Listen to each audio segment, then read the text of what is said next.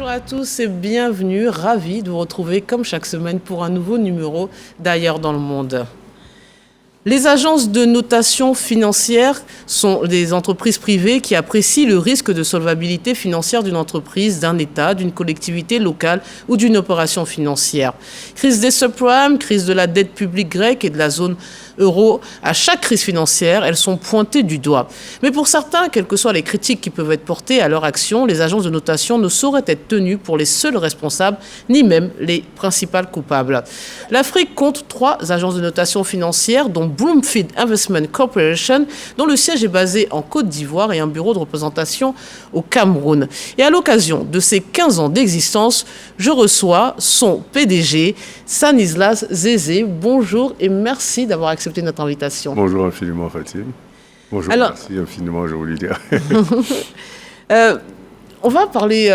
cette émission est assez typique, parce qu'on va parler à la fois d'un livre que vous avez sorti récemment, des 15 ans de votre société, et puis aussi de quelques points d'actualité, puisqu'on va profiter de votre expertise pour nous éclairer sur ces questions.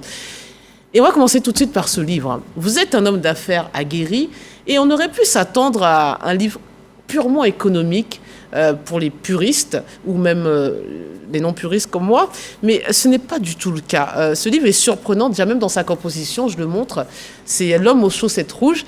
Il y a des photos, il y a des images, il y a des confidences, des anecdotes qui ont jonché votre parcours. Pourquoi ce choix ? Alors, je crois que moi, je suis très panafricaniste. Je crois que l'Afrique est en grande mutation, avec une Afrique de plus en plus jeune. D'ailleurs, en 2030, l'Afrique est supposée être à 60% composée de jeunes de moins de 20 ans. Donc une Afrique qui devient de plus en plus jeune. Et j'ai constaté que je représentais un modèle pour beaucoup d'Africains, jeunes d'Africains à travers le monde. Et c'est vrai qu'en tant que financier, généralement, nous sommes des gens très conservateurs, on ne se dévoile pas, on ne parle pas. Mais je pensais qu'avec cette configuration de l'Afrique qui est en train de se dessiner, on aura une Afrique dirigée par des jeunes. Ce qu'il faut dire, ce que ça veut dire qu'il faut que ces jeunes-là soient responsabilisés, qu'ils soient guidés, qu'ils soient orientés. Donc si je suis vu comme un leader, pour ces jeunes, un modèle, pour moi, j'avais une obligation morale vis-à-vis d'eux, de leur dire qui je suis et comment je suis arrivé là où je suis. Et c'est pourquoi je pensais que c'était extrêmement important pour moi d'écrire une autobiographie. Alors vous rendez effectivement hommage à vos proches dans ce livre, il y a des photos personnelles qui sont publiées, et surtout aussi à votre père qui n'est plus. Quel rôle a-t-il joué dans la construction de l'homme que vous êtes aujourd'hui ?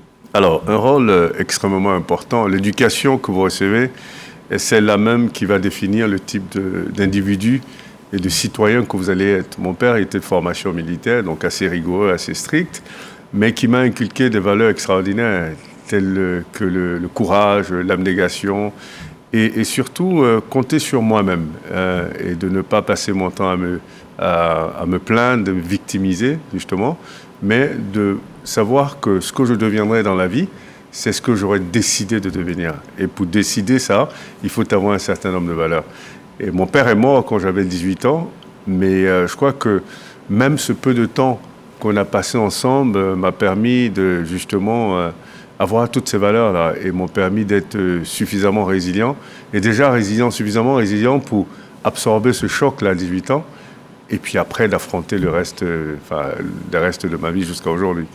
Alors vous le dites dès l'introduction de ce livre que vous êtes souvent pris, et vous venez de le dire aussi à l'entame de cette émission, que vous êtes souvent pris par exemple par des jeunes Africains. C'est ce qui a motivé l'écriture de ce livre ? Absolument, absolument. Et je crois aussi qu'au-delà de ça, en Afrique, on ne partage pas souvent son expérience à travers l'écriture, ce que je trouve assez dommage. Les Africains réalisent des choses extraordinaires, mais finalement, ce sont des bibliothèques qui s'éteignent quand les gens meurent. Et je crois que c'est extrêmement important de pouvoir expliquer ce qu'on fait. Il faut donner envie aux jeunes de rester sur ce continent et de rêver le rêve africain. Et je crois que c'est extrêmement important de savoir que toutes ces réussites-là se sont faites sur le continent. Ça va certainement encourager non seulement les jeunes à revenir, et encourager ces jeunes-là qui partent en aventure à rester sur place. Donc c'est des success stories qu'il faut, c'est des témoignages pour encourager. Et je crois que c'est peut-être qu'on le fait pas suffisamment sur le continent. Pourtant, on en a plus besoin que les autres continents. Et aujourd'hui, on a vraiment besoin d'encourager les jeunes, de les soutenir, de les guider, de les orienter, de les responsabiliser. Alors justement, tout à l'heure, on parlait de votre... Parce que vous êtes finalement un peu atypique dans le monde des affaires.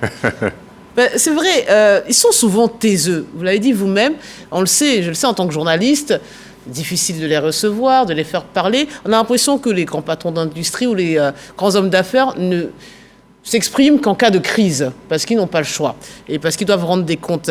Et donc, encore une fois, vous êtes assez atypique, vous vous exposez, vous vous livrez, vous vous racontez. Pour quelles raisons ? Générosité, tout simplement. Je crois que chaque être humain a une mission sur Terre. Et moi, je crois qu'une de mes missions, c'est justement ce partage, cette générosité vis-à-vis de mes concitoyens. Et je prends beaucoup de plaisir à le faire, surtout que je vois l'impact positif que ça a surtout sur les jeunes. Je vois un peu comment je suis reçu dans des pays, dans des rencontres de jeunes, dans les universités, dans les lycées. Et je prends beaucoup de plaisir à partager avec eux. Et parce que je sais que ça a un impact positif sur leur vie, ça a un impact positif sur ce qu'ils font. Et puis pour moi, c'est une tâche que je crois qui m'a été assignée. C'est une mission. Une mission sans que inconsciente, il me semble, et que je prends beaucoup de plaisir à justement remplir. Parce que, dernière question sur ce point, c'est vrai que quand on pense aux grands patrons, encore une fois, notamment des sociétés de notation, parce qu'on va en parler immédiatement, personnellement, je ne sais même pas à quoi ils ressemblent, qui ils sont. Non, mais c'est vrai, quand on parle de Standard & Poor's, Moody's et autres, je suis incapable de les identifier. On ne connaît rien d'eux, ni de leur vie. Mais quelque part, est-ce que, à faire ceci, à vous livrer autant, vous exposer, vous ne craignez pas, quelque part, de trop personnifier peut-être votre structure? Et comment est-ce perçu par, on va dire, vos co-disciples dans le monde de la finance? Vous savez, il y a une différence entre ma personne et Bloomfield. Quand je suis à Bloomfield, je suis PDG de Bloomfield. Quand je parle de notation financière, je parle en tant que PDG de Bloomfield. Mais j'ai ma vie qui m'appartient. Quand je décide d'aller parler dans une université en tant que Stan Zézé, j'en ai le droit. C'est pas parce que je suis à la tête d'une agence de notation financière que je n'ai plus de vie. Ah non, pas du tout. Et je tiens absolument aux activités que je fais en dehors de Bloomfield. Ma personne est complètement détachée de Bloomfield. Nous avons un système de gouvernance en place qui fait qu'il n'y a pas que Stanislas Zézé dans Bloomfield. Il y a des vice-présidents, il y a des directeurs, il y a des managers, il y a des économistes. Et donc, je suis complètement séparé de cette entreprise. Mais on vous associe dès qu'on pense Bloomfield. Non, mais c'est normal puisque je suis le fondateur. Ouais. Évidemment, tant que je suis en vie, on va certainement toujours m'associer. Mais quand je ne serai plus là, on ne parlera que de Bloomfield. C'est tout à fait normal. Et ça a toujours été le cas avec toutes les sociétés. On associe toujours le fondateur à la société tant qu'il a envie, et c'est tout à fait normal. Et même des fois, après, on le pense pour Apple, des fois... Oui, mais de moins en moins. Ouais. De moins en moins. Et l'idée pour Steve Jobs reste une référence, mais c'est... Oui, mais de moins en moins. Et pour moi, d'ailleurs, l'idée, c'est de plus en plus me séparer l'image de Stanislas Zézé de Bloomfield. Mais, vous pourriez presque être une marque à vous-même?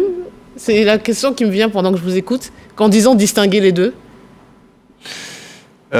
Écoutez, moi, comme j'ai dit, c'est-à-dire j'ai créé Bloomfield, ça fait 15 ans. C'est une entreprise qui est successful aujourd'hui, qui a une notoriété, qui a pignon sur rue, qui est reconnue mondialement. Et ces autres choses que je suis en train de faire aujourd'hui, notamment le partage d'expérience, l'écriture et tout ça, ce sont des choses qui m'intéressent, que je voudrais faire. Peut-être qu'à un moment donné, Bloomfield sera géré par d'autres gens, et puis moi, je ferai autre chose. Et je crois qu'il me reste encore de belles années à vivre, et je voudrais pas que faire la notation financière, mais faire beaucoup d'autres choses. Là, j'ai écrit le premier livre, je pense déjà au deuxième livre. D'accord. Restons sur la notation financière, parce qu'on critique régulièrement les agences de notation financière, les États, encore une fois, craignent de basculer, de perdre leur triple A s'ils sont beaucoup à en avoir encore. Quel est exactement le rôle et le fonctionnement de ces agences? À quoi ça sert? Alors, le rôle d'une agence de notation financière, c'est d'établir ce qu'on appelle la qualité de crédit d'une entité notée. Cette entité peut être un pays, une entreprise, une collectivité locale. Et la qualité de crédit, c'est la capacité et la volonté de cette entité à faire face à ses obligations financières à court, moyen et long terme. Et donc, ce n'est pas quelque chose que les agences de notation financière inventent. Ce résultat, c'est après analyse d'un certain nombre de paramètres qualitatifs et quantitatifs qui permettent à l'agence d'établir votre note sur une échelle qui est bien connue et qui est donnée. Donc, je comprends il y a beaucoup de réactions vis-à-vis des agents de notation financière, mais il faut distinguer les agents de notation financière et il faut distinguer aussi ces réactions-là. Dernièrement, il y a les pays africains, l'Union africaine en particulier, qui s'est plaint de l'approche biaisée des agents de notation financière internationale vis-à-vis des pays africains. Ce que je peux comprendre, et ce que je comprends d'ailleurs, c'est la raison pour laquelle j'ai créé cette agence, pour justement contrer ce biais-là. Et ça, c'est une revendication qui est tout à fait normale, qui me paraît tout à fait légitime. Par contre, quand on dit que les agents de notation financière sont responsables des crises, je dis non, c'est une exagération ou c'est la mauvaise compréhension du rôle des agents de notation financière. Elles ne peuvent pas être responsables des crises. Elles font leur travail. Si la conséquence de leur travail sont des crises, ça ne veut pas dire qu'elles sont responsables de cette crise-là. Une agent de notation financière ne va pas dire qu'un pays est 3A, parce que si elle dit qu'il est B, par exemple, il va s'en suivre une crise. Elle ne va pas dire qu'il est 3A pendant qu'il est B. Oui. Donc, si le fait de dire qu'il est B finit par déclencher une crise, ben, ce n'est pas la faute de l'agent de notation financière, parce que ce n'est pas elle qui fait qu'il est B. Mais c'est quoi? Vous êtes un thermomètre? Nous sommes un outil d'évaluation. Oui. Okay, donc, en réalité, nous disons ce qui est. Nous évaluons et nous établissons la qualité de crédit. Donc, si nous estimons que votre qualité de crédit est à B, ben nous dirons B. Si elle est à C, nous dirons C. Si elle est à 2A ou 3A, nous dirons 3A. Maintenant, si vous voulez savoir la différence entre les agences internationales et les agences comme Bloomfield, c'est que nous faisons la notation financière en monnaie locale, pendant que les autres font la notation financière en devises étrangères. La différence essentielle, c'est que quand on établit votre capacité à rembourser dans une monnaie, évidemment, si votre pouvoir d'achat dans cette monnaie est faible, forcément, vous avez une mauvaise note. Mais est-ce que ça veut dire que vous êtes pauvre? Est-ce que si vous êtes un pays africain avec des réserves de devises en dollars qui sont faibles, des réserves de devises qui sont faibles, et donc par conséquent, vous avez une note qui n'est pas bonne, est-ce que ça veut dire que vous n'êtes pas bon? Vous pouvez être très riche dans votre propre monnaie et très pauvre dans une autre monnaie. D'où l'intérêt d'avoir des agences locales, parce que finalement, on n'en a que 3. Il y a quand même une cinquantaine d'États en Afrique. Il n'y a que 3 agences de notation sur le continent. Déjà, c'est peu. Et on a intérêt à en faire plus par rapport à ce que vous disiez là. C'est pas spécialement peu, parce que dans le monde entier, il n'y a que 3 agences internationales. Standard & Poor's, Moody's et Fitch. Donc ce n'est pas nécessairement peu, c'est juste qu'il va falloir que ces agences-là aient un périmètre d'action beaucoup plus large. L'idée pour moi ici, ce serait peut-être de mettre en place un agrément continental pour pas que les agences aient à aller se faire agréer sur chaque marché, parce qu'on a beaucoup de marchés fragmentés en Afrique, et que si on devrait aller se faire agréer sur chaque marché, évidemment, ça prendra beaucoup de temps. Ceci dit, puisque les pays africains sont en train de se plaindre de l'approche biaisée des agents de notation financière, c'est l'opportunité, justement, de créer un système de notation panafricain, donc avec une licence panafricaine pour les agents de notation financière panafricaine, et leur donner l'opportunité de noter les 54 pays et justement de renforcer ces agents de notation panafricaine et qui vont établir la vraie qualité de crédit des pays africains. Mais à vous écouter, on a l'impression aussi que si on tient compte de ce que vous nous disiez, c'est-à-dire finalement la manière dont on nous note par rapport à la devise, on a l'impression que les agences de notation africaines vont mieux noter les États africains. Ouais, je crois que ce qu'il faut comprendre, c'est que les notes des agents de notation panafricaines sont généralement meilleures que les notes en devises étrangères, parce qu'il y a justement, dans la notation en devises étrangères, il y a des contraintes. La contrainte de la réserve de devises et la contrainte de la politique de transfert de devises. Contrainte qu'il n'y a pas en notation en monnaie locale. Donc forcément, À cause du fait qu'il n'y ait pas ces deux contraintes, les notes seront toujours supérieures aux notes en devises étrangères. Ça me paraît tout à fait logique. Et qui vous les réclame? Ce sont les États, ce sont les investisseurs étrangers qui sont les vôtres? Ce sont les entités que nous notons, les États, les institutions financières, les entreprises commerciales et industrielles, les sociétés publiques, les collectivités locales. Et d'ailleurs, la notation financière, dans l'UEMOA, est obligatoire pour les levées de fonds sur le marché des obligations. Et elle est obligatoire pour les émissions d'obligations et pour les émissions d'actions. Donc, quand une société doit être cotée à la BAVM, elle a obligation de se faire noter.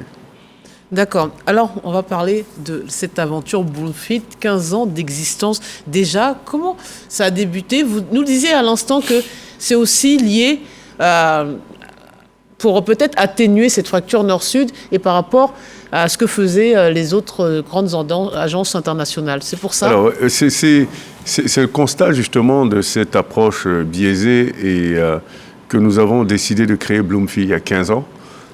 L'idée, ce n'était pas de dire qu'on allait substituer les notations en monnaie, en devises étrangères par des notations en monnaie locale, mais c'est de dire il faut avoir les deux notations. Mais d'abord, la notation en monnaie locale, parce qu'elle permet d'établir la vraie qualité intrinsèque de crédit des pays africains et des entités africaines.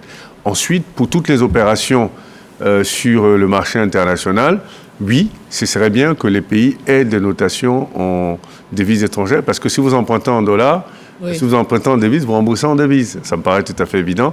Donc évidemment, ce serait bien de montrer quelle est votre capacité à le faire en devises étrangères, mais en sachant et en mettant de façon très claire en relief que cette note ne détermine pas la crédibilité des États. Oui. On s'entend bien, parce qu'elle n'est pas dans leur propre monnaie. Et dans leur propre monnaie, ça déterminera leur vraie crédibilité. Et comme ça, l'investisseur a une vue globale sur la crédibilité des entreprises africaines et des pays africains, parce qu'ils auront et la notation en monnaie locale et la notation en devises étrangères.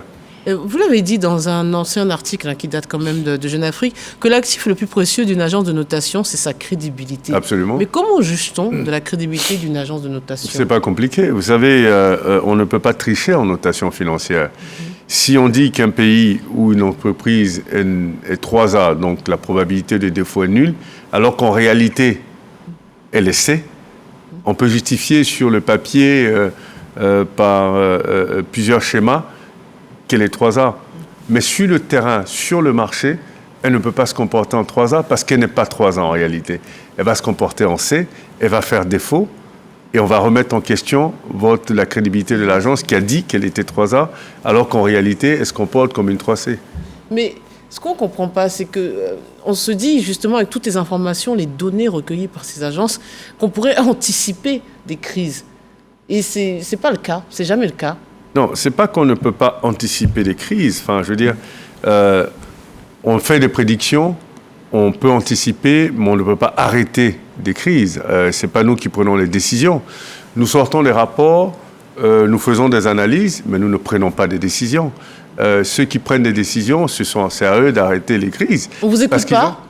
Ils écoutent, mais ils font ce qu'ils veulent, bien sûr. Et d'ailleurs, je pense que c'est leur prérogative.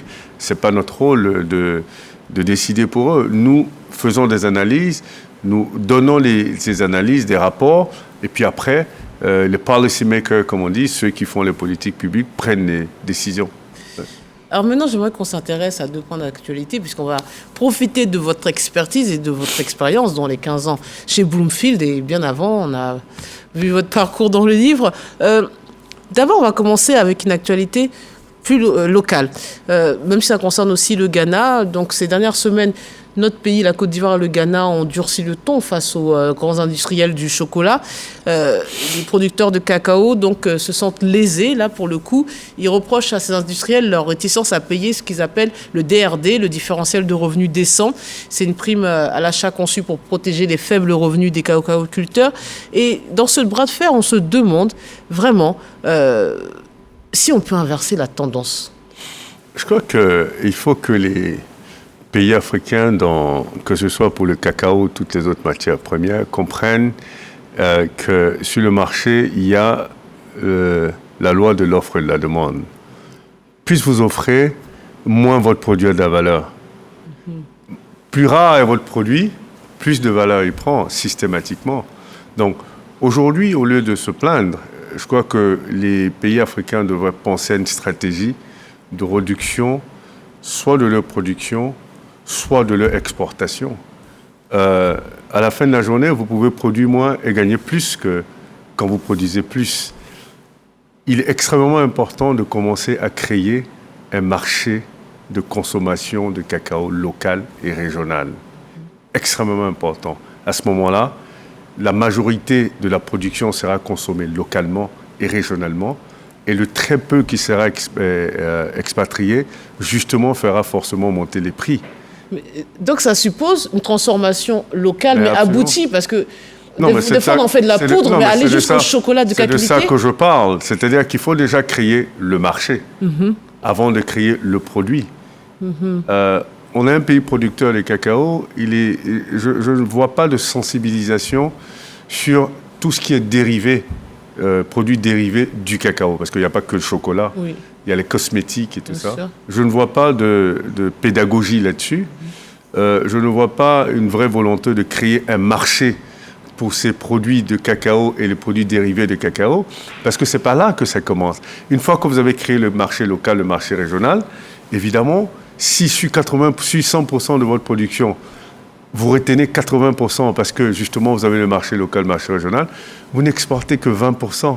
Et à ce moment-là, le produit devient rare à l'international. D'accord. Et vous contrôlez systématiquement le prix. Parce que justement, on vous en demandera plus, à vous de décider si vous en donnez juste un peu plus ou pas. Mais tant que vous déversez, la Côte d'Ivoire est en surplus de production, mais évidemment, les autres font des stocks. Et à un moment donné, quand vous êtes en surplus de production, eux décident s'ils achètent ou pas. Donc quand ils décident de ne pas acheter au prix que vous fixez, ils décident que votre prix est trop élevé, parce qu'en réalité, ils n'en ont pas spécialement besoin, et vous serez obligé de baisser le prix. Maintenant, le proposer de payer ce différentiel, oui, c'est une proposition, mais ils ne sont pas obligés d'accepter. Si vous dites que vous ne vendez plus votre cacao, il faut avoir les moyens de votre politique, c'est-à-dire avoir les moyens de stockage, avoir les moyens de le oui, c'est un produit périssable. Ah ben voilà, donc si vous avez, il faut soit avoir les moyens de stockage, il faut soit pouvoir compenser la perte de ne pas vendre. D'accord. Donc, je crois que c'est une question de stratégie. C'est pas qu'on ne peut pas inverser là. Non, c'est une question de stratégie. Mais après, depuis les indépendances, ça perdure. J'ai lu que le président fondateur Houphouët-Boigny avait tenté. Pendant 1 an, il a refusé d'exporter le cacao. Mais comme vous dites... Oui, mais il a refusé, il est stocké. Voilà. C'est pas de ça qu'il s'agit. Il ne s'agit pas de stocker. Exactement. Et qu'est-ce que vous en faites? On n'a pas de planification. Donc c'est ça, on manque de planification, de vision. Je crois que c'est une de grosses problématiques des pays africains, le manque de planification à long terme. Aujourd'hui, je crois qu'ils ont commencé à comprendre, d'ailleurs avec la crise de Covid, qu'il est extrêmement important de transformer leur économie pour devenir de plus en plus indépendants. Parce que là, ils sont complètement dépendants. Les Africains sont peut-être les seuls qui ne contrôlent pas le prix de leurs matières premières. Les pays pétroliers, à travers l'OPEP, contrôlent le prix du pétrole. Donc, peut-être qu'il faut changer de dynamique, il faut changer de paradigme, il faut changer d'approche, il faut changer de modèle. Aujourd'hui, c'est une question de survie. Ce n'est même plus une question de quel est le style, quel est le modèle économique qu'on veut adopter. Non. Il n'y a plus de choix. Aujourd'hui, il faut la transformation, comme vous avez dit, jusqu'au produit fini. Oui. Et c'est ça qui va commencer à donner du pouvoir aux pays africains. Autre actualité, et du moins affirmation de votre part, qui m'a, il faut le dire, un peu surprise. Toujours dans Jeune Afrique, vous disiez dans un article récent que les coups d'État ne perturbent pas nécessairement le business. Et on a l'impression d'avoir appris le contraire. On nous parle souvent de stabilité politique, on nous dit que ça précède les développements, ça précède, ça favorise le marché puisque c'est basé principalement sur la confiance. Et là, vous nous dites que... Mais c'est deux choses différentes. Non, c'est deux choses différentes. Quand vous regardez, déjà les coups d'État ne sont pas une bonne chose, ça c'est clair. Mais non, ce n'est pas de ça qu'il s'agit. Il s'agit de savoir si quand il y a coup d'État, ça perturbe le business. Et moi, je vous dis, aujourd'hui, non. Parce qu'en réalité, avant, c'était le cas où quand un militaire arrive, il décide de rompre tous les contrats signés avec l'extérieur. Donc évidemment, quand il y a un coup d'État, tous les investisseurs sont inquiets parce que les contrats seront rompus. Aujourd'hui, ce n'est plus le cas. Okay. Quand ils arrivent, ils confirment que tous les contrats signés seront respectés. Donc évidemment, ça n'affecte pas les business, ça n'affecte pas les contrats internationaux, donc ça n'affecte pas la confiance au pays. Tant qu'il n'y a pas rupture d'activité, le business continue. Il peut y avoir des militaires, mais le business continue. Donc c'est deux choses complètement différentes. C'est vrai que le changement de pouvoir politique doit se faire par les urnes, si c'est ce que la Constitution dit, ou par un autre système de chefferie, si c'est ce que la Constitution dit, doit être fait en fonction des recommandations de la Constitution. Maintenant, quand on constate que c'est fait par coup d'État, comme nous, quand on évalue, un coup d'État ne baisse pas systématiquement la note. Ah oui? Non, un coup d'État, on veut voir quel impact il aura en réalité sur la capacité du pays à faire face à ses obligations financières. C'est comme ça qu'on évalue. Mais un coup d'État, généralement, parce que ça concerne surtout nos États africains,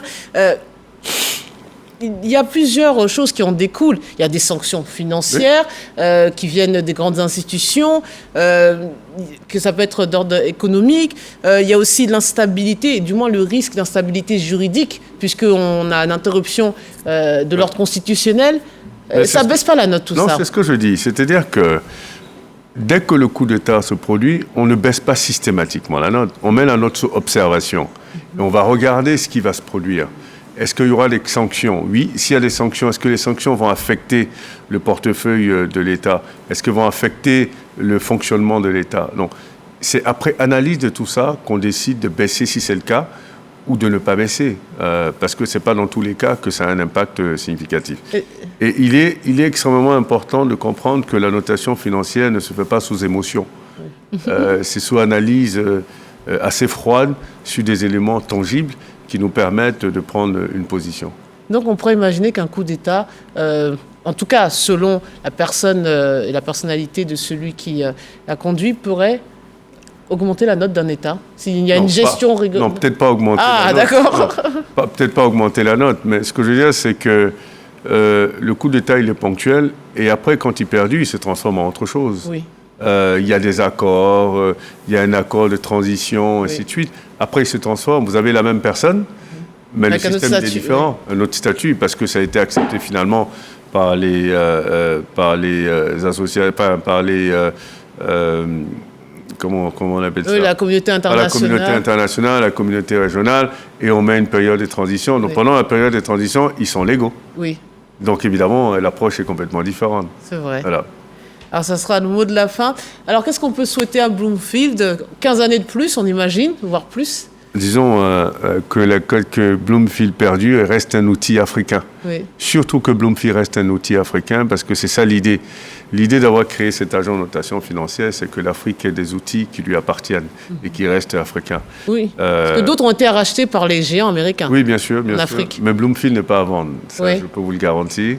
Bloomfield n'est pas à vendre, et l'idée c'est que cette société me survive, et qu'évidemment les héritiers de cette société continuent à garder cette notion de société panafricaine qui, même si nous intervenons aujourd'hui en Europe, oui. Il est extrêmement important de comprendre que nous sommes une société panafricaine et nous comptons le rester, et continuer à donner des outils à l'Afrique pour mieux analyser le risque sur le continent. Ça sera le mot de la fin, M. Sani Aziz. Merci beaucoup d'être venu, d'avoir répondu à toutes nos questions. J'en profite pour remontrer la couverture donc, de votre livre, L'homme aux chaussettes rouges. Hein, c'est un peu votre surnom quand on le voit sur les photos. Et vous n'êtes pas le seul. On est habitué aussi aux politiciens. On se souvient en France de... comment il s'appelle? Balladur. Après lui, c'était Rose, je crois. Et puis, il y a eu récemment Fillon. Ah, Fillon. Oui, François Fillon aussi. Moi, je pense que Balladur portait du rouge aussi. Ah, du rouge aussi, c'est possible, alors oui. Comme mais quoi. Pas tous les jours. Voilà. Moi, c'est tous les jours. Vraiment tous les jours de l'année? Tous les jours de l'année. Ah, mais dis donc, je ne sais pas qui vend des chaussettes rouges, mais vous avez un bon client, là. Allez, merci beaucoup. Merci, merci à vous de nous avoir suivis. Excellente suite des programmes sur RTI.